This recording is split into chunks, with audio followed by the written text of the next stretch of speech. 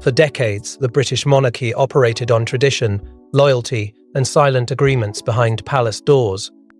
But one quiet meeting inside a sealed chamber shattered that balance forever. When the royal notary finished reading the Queen's private testament, the room reportedly fell into stunned silence. King Charles sat frozen. Advisors avoided eye contact. Because the document contained one devastating revelation: Camilla had been legally excluded, and suddenly the monarchy faced a secret it could no longer bury. Before we go deeper into what this really means for the royal family, make sure to subscribe so you don't miss a single update. Inside the palace, moments like this are never supposed to exist. The monarchy thrives on controlled appearances, carefully measured statements, and traditions that stretch back centuries. Yet on that particular afternoon, inside a chamber reserved only for the most sensitive royal matters, the atmosphere was heavy with a tension few present had ever felt before.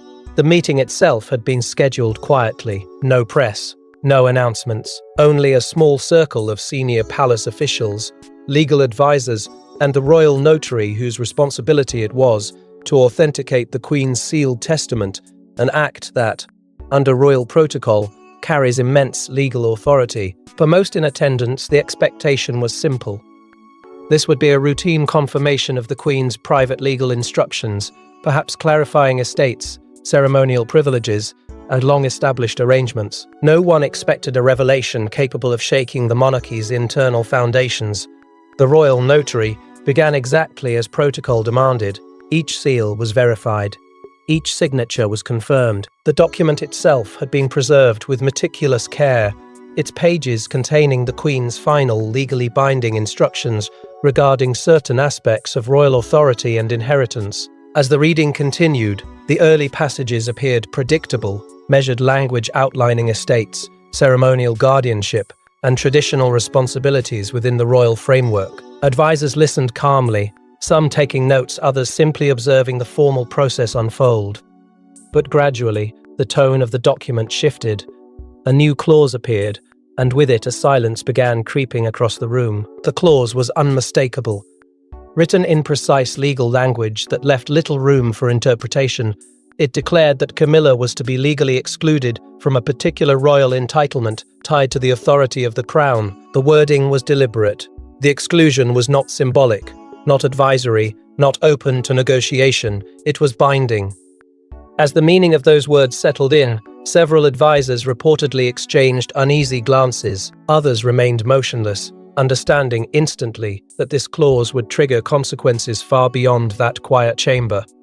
At the center of the room sat King Charles. Those present would later describe his reaction as something rarely seen within royal walls. Not anger, not immediate protest, but a stunned stillness that suggested the weight of the moment had landed with extraordinary force, because the Queen's testament was not simply a family document. It carried legal authority rooted in centuries of royal precedent. Challenging it would not only risk controversy, it could ignite a constitutional crisis. Within seconds, the room transformed from a routine legal session into an emergency of interpretation. Advisors began silently calculating the implications. If the clause stood uncontested, it would redefine certain expectations surrounding Camilla's role within the monarchy.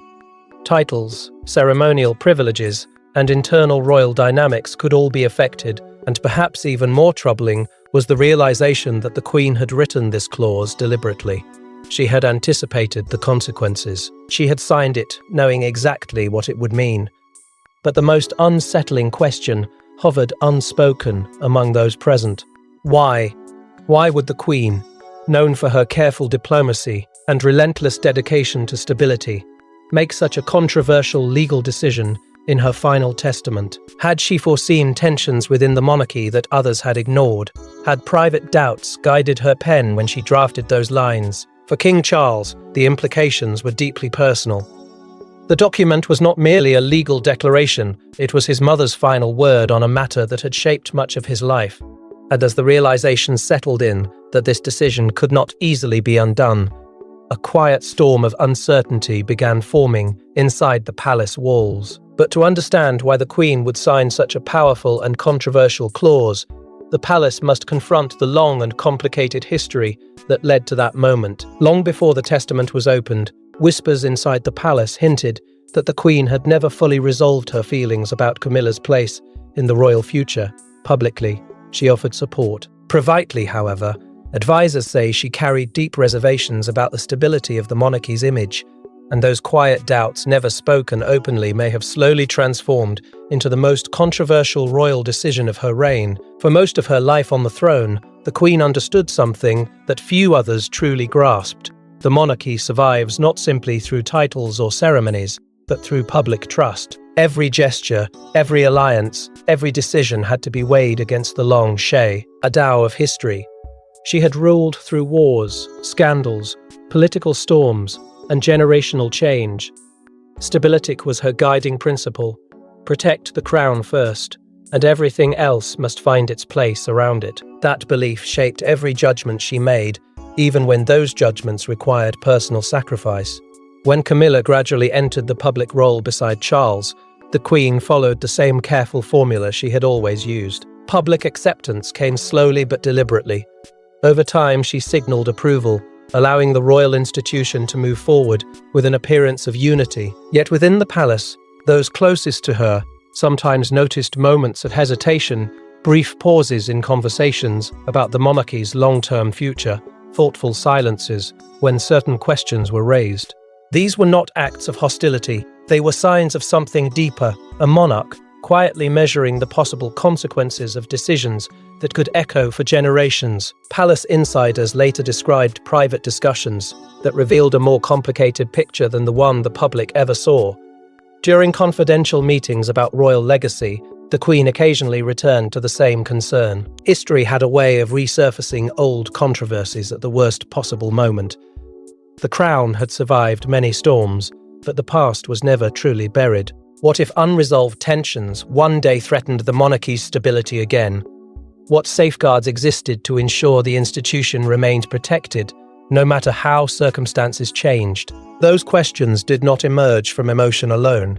They came from decades of experience navigating crises that had tested the monarchy's endurance. The Queen had seen how quickly public confidence could fracture when the royal family appeared divided or uncertain. She had also learned that the greatest dangers often came quietly, building beneath the surf, long before anyone recognized them. And so, rather than dismissing those worries, she began studying them carefully, asking advisors to explore legal frameworks that could reinforce royal authority if future complications arose. It was during those quiet strategy discussions that a new path began to take shape. The Queen asked precise questions about royal legal instruments documents that could operate beyond politics, beyond internal disagreement, and beyond the shifting emotions of the moment. What legal authority existed to guide the monarchy even after her reign ended?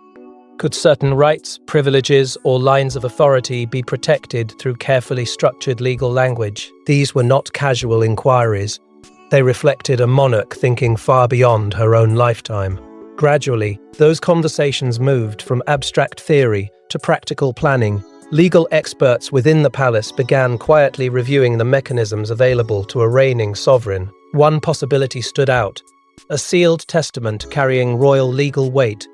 Properly written and authenticated, such a document could shape specific aspects of royal authority long after the Queen herself was gone. It would not be announced publicly. It would not trigger immediate controversy. But when the time came, its instructions would carry undeniable force. What few people understood at the time was how seriously the Queen was considering that option. To most of those involved in early consultations, the discussions appeared cautious and exploratory.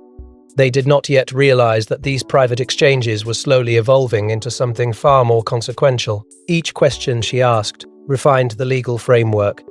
Each consultation clarified the limits of royal authority. And somewhere within those confidential conversations, the idea of a decisive clause began quietly forming. The Queen was not acting impulsively. She was acting methodically, the same way she had navigated every major challenge of her reign. If the monarchy was to remain stable in the decades ahead, its foundations had to be carefully reinforced. That belief guided every step she took, but the deeper those discussions went, the clearer it became that one particular legal safeguard could alter the royal balance in ways few would ever expect. And as the Queen explored those legal options, a trusted figure emerged, someone whose role would ultimately determine the fate of the entire document. Deep within the monarchy's legal machinery exists a rarely discussed position, the royal notary. This individual operates quietly, verifying documents that shape royal estates, titles, and authority. Years before the testament was revealed, the Queen reportedly summoned this legal guardian for a confidential task. What began as routine legal consultations slowly evolved into something far more extraordinary, a document designed to alter royal power itself. Inside the complex structure that supports the British Crown, many roles remain invisible to the public. Advisors, archivists, constitutional lawyers, figures whose work quietly sustains the machinery of monarchy without ever stepping into the spotlight. Among them sits one of the most discreet positions of all, the royal notary. Rarely mentioned, rarely seen, yet entrusted with a responsibility that reaches to the very core of royal authority. The notary's task is simple in description, but immense in consequence to verify and certify documents that may shape estates, titles, and powers tied to the crown itself. It was this quiet guardian of royal legality whom the Queen reportedly summoned during one of the most confidential consultations of her reign. By that point, her earlier questions about protecting the monarchy's future had already begun forming a clear direction. She was no longer simply exploring possibilities, she was preparing to act, and for that, she required a document that would be unchallengeable, one that carried both the precision of law and the authority of the sovereign. The discussions began cautiously. At first, the meetings resembled standard legal consultations about estate structures and constitutional boundaries. Advisors reviewed precedents. Legal language was studied carefully. Every possibility was examined with methodical attention, but gradually, those sessions began focusing on a single idea: the creation of a sealed testament capable of influencing the future structure of royal authority. Such a document would not be public. It would remain hidden until the precise moment it was meant to be revealed. Once the concept was approved, the process became meticulous. The royal notary and legal advisors began drafting language with extraordinary care. Each clause was constructed to withstand scrutiny from constitutional lawyers, royal courts, and even potential parliamentary interpretation. The Queen understood that ambiguity would be dangerous. If this document was to carry the weight she intended, its wording needed to be precise, deliberate, and legally fortified from every possible challenge. Over time, the draft evolved through multiple revisions. Legal experts examined each paragraph with forensic attention. Every phrase was tested against centuries of royal legal tradition.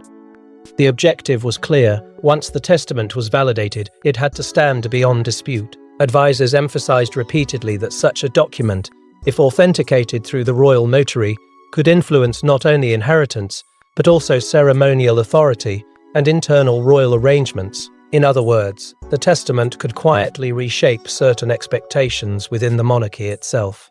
But secrecy was the Queen's most uncompromising demand. Knowledge of the project was limited to only a handful of individuals whose loyalty had been tested over decades. Palace staff outside this inner circle remained completely unaware that a legal decision of historic magnitude was slowly being crafted behind closed doors. Meetings were arranged discreetly. Drafts were handled with extraordinary caution. Even the movement of documents within palace archives followed strict procedures designed to avoid attention. Throughout this process, the royal notary performed the role that would eventually define the document's legitimacy.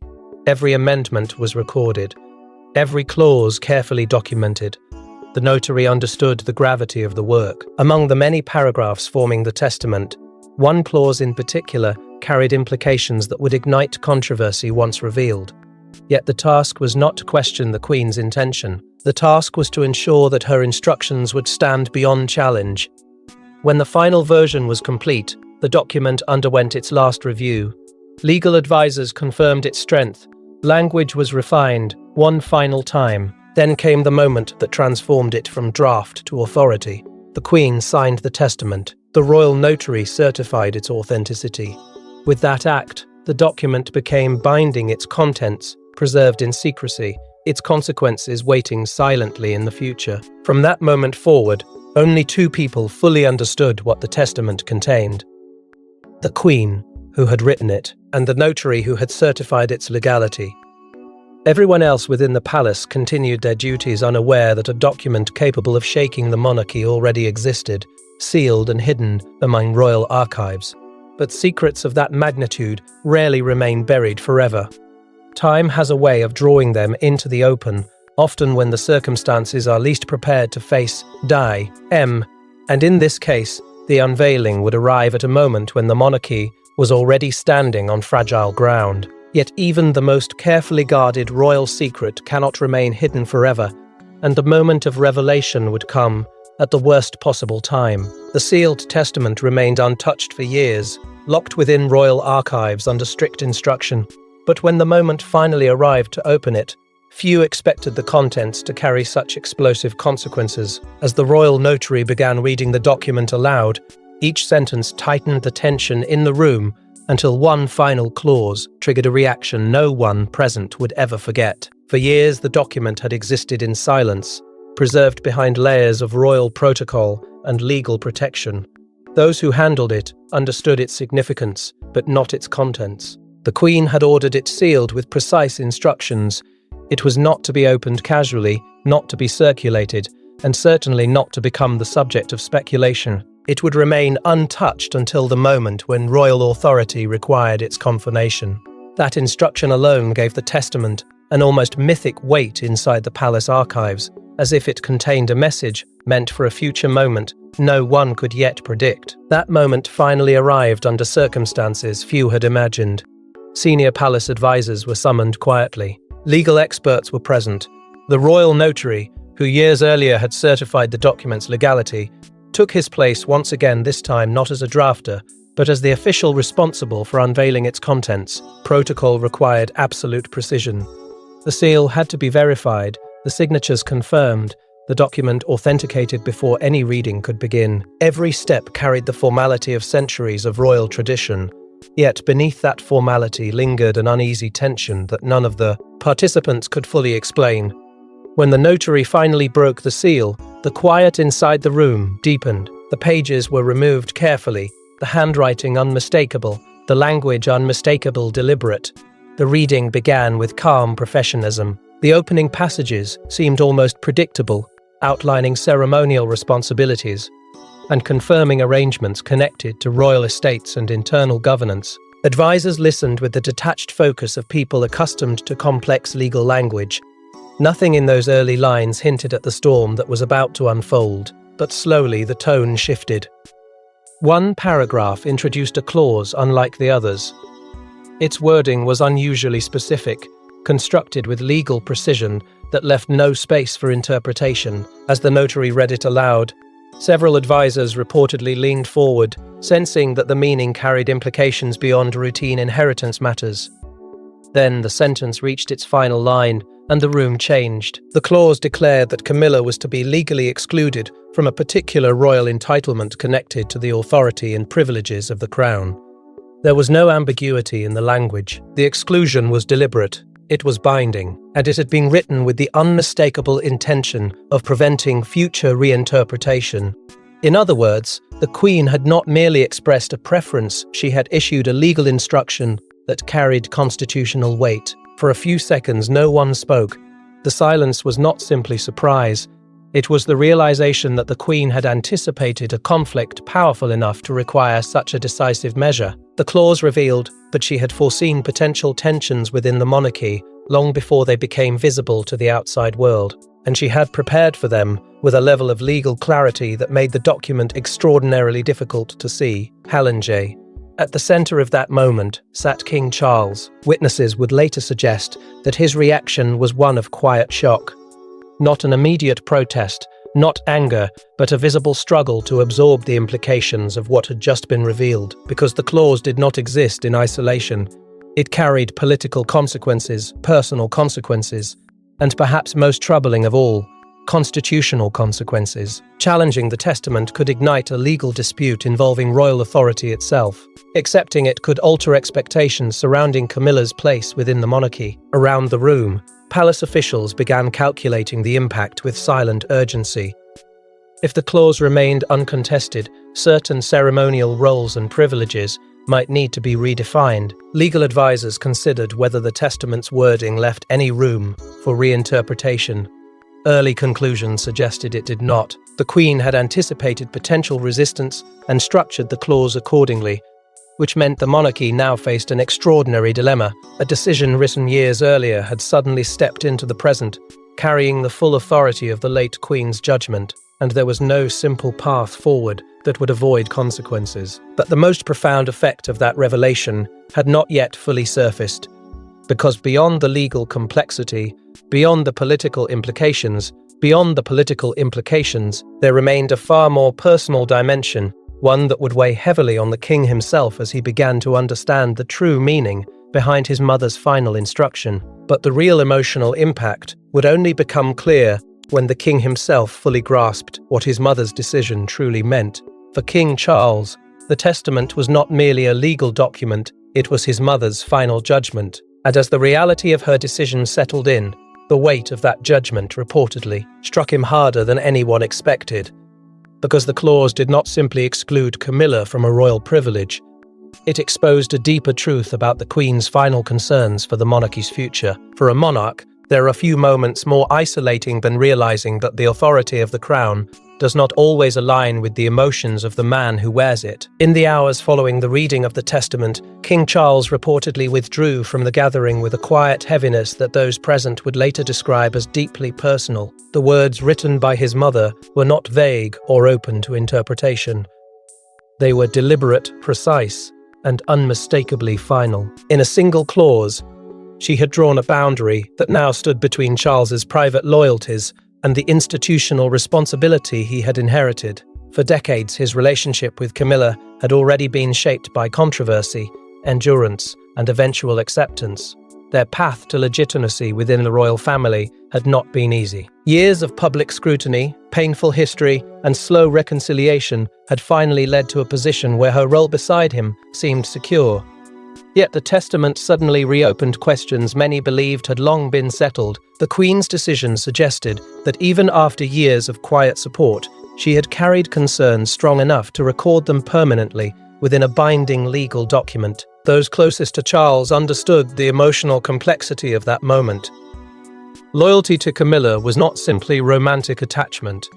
It was the culmination of a life that had weathered public storms and personal trials, but loyalty to the Queen, his mother, his sovereign, the woman who had defined the monarchy for more than 70 years, carried a weight that could not easily be set aside. The testament forced him into a painful space between those two loyalties, a space where every possible decision risked consequences.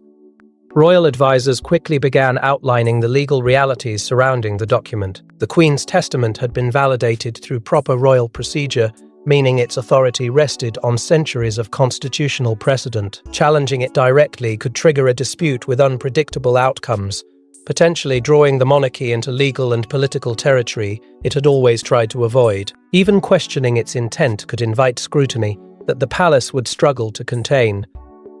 With those warnings, Charles reportedly turned to private consultations. Meetings with senior legal experts began quietly, away from the broader palace staff. The objective was simple yet increasingly difficult: determine whether any interpretation of the clause might soften its impact without violating the Queen's clearly stated instruction. Lawyers reviewed the language carefully, examining every word for possible flexibility.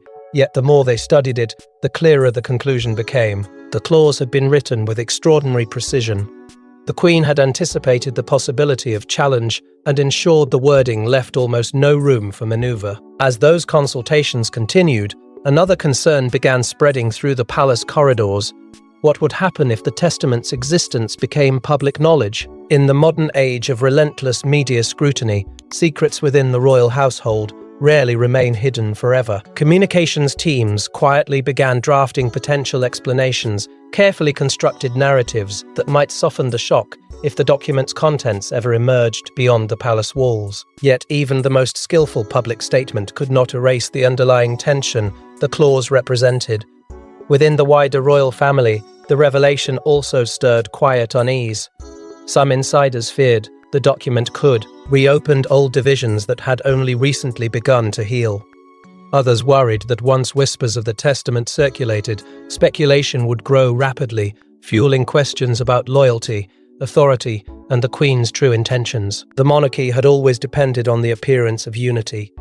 Now that unity seemed dangerously fragile. For Charles, the emotional burden deepened with every passing day. Honoring his mother's legacy had always been central to his identity as king, yet honoring that legacy now meant confronting a decision he might never fully accept. The testament forced him to consider a painful possibility that the Queen's final act had been less about personal relationships and more about protecting the institution she had devoted her life to preserving. And as this realization settled into the palace atmosphere, the consequences began spreading far beyond the king himself. Advisors grew cautious, conversations became guarded. The hierarchy of the royal household started shifting subtly under the pressure of a decision that could not easily be undone. Yet while Charles wrestled with the implications, another group within the royal family quietly saw the testament in a very different light. Inside the palace, the testament did more than shock the king. It quietly divided the royal household. Some insiders believed the Queen's decision was a calculated move to safeguard the monarchy's long-term stability. Others saw it as a devastating personal rejection. And as these opposing interpretations began circulating through royal corridors, a silent battle for influence started to take shape. The monarchy has always projected an image of unity, a carefully balanced structure where loyalty and duty appear perfectly aligned. Yet behind the closed doors of the palace, opinions are rarely so uniform. The revelation contained within the Queen's testament did not merely raise legal questions, it ignited a quiet debate about the future direction of the crown itself. And within days, that debate began creating subtle but unmistakable divisions among those closest to the royal center of power. Some senior figures within the royal circle viewed the Queen's decision through a strategic lens. To them, the clause was not a personal slight, but a calculated act of institutional protection. The Queen had spent a lifetime studying the fragile balance between public perception and royal authority. Those who supported her decision believed she had acted exactly as she always had, placing the long-term stability of the monarchy above every other consideration. In their view, the testament was less about Camilla and more about preserving the crown from uncertainties that could one day threaten its legitimacy. But not everyone inside the palace accepted that interpretation. Others saw the clause as something far more troubling. They worried that the Queen's decision risked reopening emotional wounds that had taken years to heal. Sympathy for Charles quietly emerged within certain corners of the royal household, where advisors understood the personal weight he was now forced to carry. To them, the testament created a dilemma no monarch should face, choosing between honoring a mother's final instruction and protecting the dignity of the partner who stood beside him. These differing perspectives began shaping private conversations throughout the palace. Advisors responsible for long-term planning quickly realized that the clause might influence far more than a single ceremonial entitlement. Titles, public appearances, and the delicate choreography of royal hierarchy could all be affected by the legal boundaries established within the testament. Every adjustment would require careful interpretation, and every interpretation carried the risk of igniting further tension. Palace strategists soon began examining the issue from a broader perspective. If the testament was implemented exactly as written, it could subtly shift the balance of influence within the royal family. Certain roles might gain greater prominence while others could lose authority. Those responsible for guiding the monarchy's public image understood that even small changes in royal structure could send powerful signals to the outside world, and the last thing the institution needed was the appearance of internal conflict. At the same time, uncertainty began spreading beyond the immediate circle of advisors. The existence of the testament itself introduced a fragile new variable into royal planning. Decisions that once seemed straightforward suddenly required deeper consideration. How would future ceremonies be organized? Which roles would carry symbolic authority? And perhaps most importantly, how would the monarchy maintain a sense of unity if the Queen's final legal instruction quietly altered the relationships within its inner circle? As these questions circulated, the atmosphere inside the palace grew increasingly tense. Conversations that once unfolded openly now happened behind closed doors. Different interpretations of the testament began forming quiet alliances among those who believed they understood the Queen's intentions best.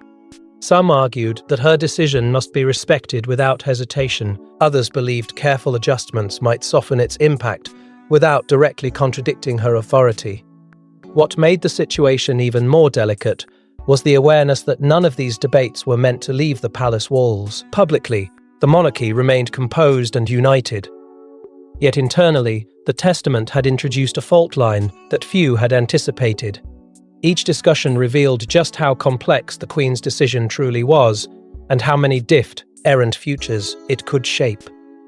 In that growing atmosphere of uncertainty, one realization slowly became impossible to ignore. The palace might be able to manage its internal divisions quietly, but controlling the outside world was far more difficult.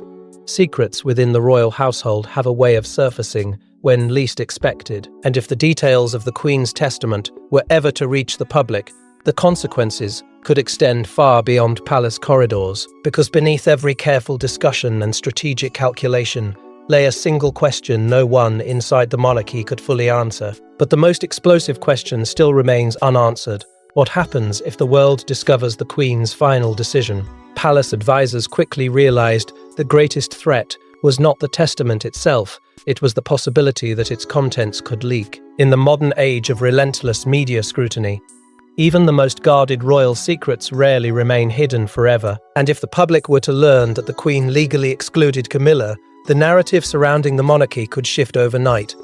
Within hours of the document's reading, a new kind of urgency began spreading through the palace. The legal implications of the testament were serious, but the communications implications could be even more dangerous. The monarchy has survived centuries largely because it understands one crucial truth: perception can be as powerful as reality. A private disagreement inside palace walls can often be managed quietly, but once a narrative escapes into the public domain, it becomes something far harder to control. Royal communications teams were among the first to recognize the scale of the risk. In confidential meetings, senior advisors began discussing strategies that would have been unthinkable only days earlier. If the testament ever became public knowledge, the palace would have to respond immediately, and with extraordinary precision. The challenge was clear. How could the monarchy explain such a decision without creating the impression of internal division or personal conflict? Every possible response carried its own danger. Too much transparency could ignite controversy. Too much silence could invite speculation even more damaging than the truth. At the same time, legal experts began examining another unsettling possibility. The disclosure of the testament could invite scrutiny not only from the public, but also from legal institutions and even parliamentary figures. While the Queen's authority to draft such a document rested on long-standing royal precedent, its political implications could still attract attention from those eager to question the boundaries of monarchical power. Lawyers quietly debated whether external challenges might arise if the clause became widely known. None of them could guarantee that the monarchy would remain shielded from legal or political pressure once the secret surfaced. Meanwhile, subtle changes within palace behavior began fueling whispers outside its walls. Royal watchers, journalists, and commentators are trained to notice even the smallest shifts in royal protocol. A postponed engagement, a carefully worded statement, a sudden change in ceremonial planning, each detail becomes a clue in a larger puzzle. As advisors moved cautiously to interpret the testament's implications, those changes inevitably began attracting attention. Speculation about tensions within the royal household started appearing in quiet corners of the media landscape, hinting at developments the public could not yet fully see. Some insiders began voicing an unsettling theory during private discussions. What if the Queen had anticipated this moment all along? What if the testament had been written not only to shape the monarchy internally, but also with the awareness that one day its contents might emerge into the public arena? The Queen had always understood the power of symbolism. If the document eventually became known, it could reinforce the image of a monarch who remained determined to safeguard the crown's future even beyond her lifetime. But that possibility created an even more difficult dilemma for the current palace leadership. Should the monarchy work tirelessly to keep the testament secret, hoping it would never surface beyond the inner circle? Or should advisors begin quietly preparing for the day when its contents might inevitably reach the public? Both paths carried risks. One required absolute secrecy in an age where secrecy rarely survives.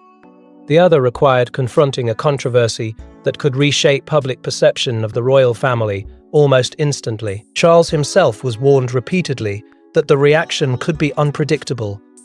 Some members of the public might view the Queen's decision as a bold act of protection for the monarchy. Others might interpret it as evidence of unresolved tensions that had lingered beneath the surface for years. In the volatile world of modern media, narratives evolve quickly, often before institutions have time to respond. And so the palace began preparing quietly for a storm that had not yet arrived, but seemed increasingly possible. Crisis strategies were drafted. Legal interpretations were reviewed again and again. Every conversation carried the same unspoken understanding. If the testament's contents became public knowledge, the monarchy would face one of the most delicate reputation challenges of the modern era. The crown had weathered scandals before. It had endured criticism, controversy, and public doubt. But this situation was different. This time, the source of the controversy was not rumor or speculation. It was a legally validated document written by the Queen herself. And as the tension surrounding that possibility continued to build inside palace corridors, a deeper question slowly began emerging, one that cut to the very heart of the monarchy's future. Yet as tensions mount behind palace walls, one final question lingers over the entire royal institution. The Queen spent a lifetime protecting the monarchy from storms both visible and hidden. So when she signed her final testament, many believe she was not acting out of emotion, but strategy. The exclusion of Camilla may have been controversial, even painful, yet in the Queen's mind, it may have been a necessary safeguard for the crown she had spent 70 years defending. To understand the weight of that final decision, one must look beyond the immediate shock it created inside the palace. The Queen had ruled through an era of extraordinary transformation. Empires faded. Public expectations evolved. The monarchy itself was repeatedly forced to adapt to a world far different from the one she inherited as a young sovereign. Through every challenge, one principle guided her above all others. The survival of the institution mattered more than the comfort of any individual within it. It was a belief forged through decades of watching crises unfold, sometimes slowly, sometimes violently, but always with the same lesson: the crown could endure only if its foundations remained protected. Many historians and royal observers now believe the testament reflected the accumulation of those decades of quiet observation. The Queen had seen how personal relationships within the royal family could ripple outward, influencing public trust and shaping how the monarchy was perceived across the world. She understood the fragile balance between personal happiness and institutional duty better than anyone. Over time, those insights may have convinced her that the future of the crown required legal safeguards that extended beyond her own reign. The testament, therefore, was not simply a document. It was the final expression of a monarch who had spent 70 years studying the pressures that could destabilize the institution she represented. Every clause carried echoes of that long experience. Every carefully chosen word reflected a determination to leave the monarchy stronger than she found it. By writing and validating the document through formal royal procedure, she ensured that her influence would not disappear with her passing. In a quiet yet powerful way, the Queen had reached beyond the limits of her lifetime to shape the monarchy's future. For King Charles, however, that legacy came with a profound emotional cost. The testament was both a reminder of his mother's authority and a burden he would carry throughout his reign. It forced him to confront a reality that few monarchs must face so directly, honoring the judgment of a predecessor while navigating the complex human relationships that surround the throne. The clause within the document stood as a symbol of the Queen's unwavering dedication to the crown, yet it also placed Charles in a position where personal loyalty and institutional duty collided. Inside the palace, advisors increasingly recognized that the consequences of the Queen's final act would not fade quickly. The monarchy now had to operate within a framework shaped by a decision that could not easily be reversed. Ceremonial traditions, internal hierarchies, and even the subtle dynamics of influence within the royal household might gradually adjust in response to the testament's authority. What had begun as a quiet legal document now carried the potential to reshape the balance of power within the royal family itself. And yet, in the broader sweep of royal history, such moments are not entirely unprecedented. The monarchy has often evolved through decisions that seemed controversial in their time, but later revealed deeper strategic purpose. Supporters of the Queen's final act argue that she understood the necessity of difficult choices better than anyone. Her reign had been defined by patience, restraint, and long-term thinking. The testament, they believe, was the final example of that philosophy in action. Still, uncertainty remains. The institution now moves forward under King Charles, while carrying the weight of a decision written in another era by a monarch whose perspective was shaped by decades of unparalleled experience. Whether the testament ultimately strengthens the monarchy or deepens its internal tensions is a question that history has yet to answer. What cannot be denied is that the Queen's final clause has already altered the royal landscape in ways that will echo far beyond the palace walls. Because in the end, the Queen did what she had always done. She made a choice, not for the comfort of the present moment, but for the protection of the crown she believed must endure for generations to come. And now, as the monarchy steps cautiously into a new chapter of its story, the consequences of that decision will continue unfolding in ways no one inside the palace can fully predict. Thanks for watching. Please don't forget to like and subscribe, and we will see you in next one.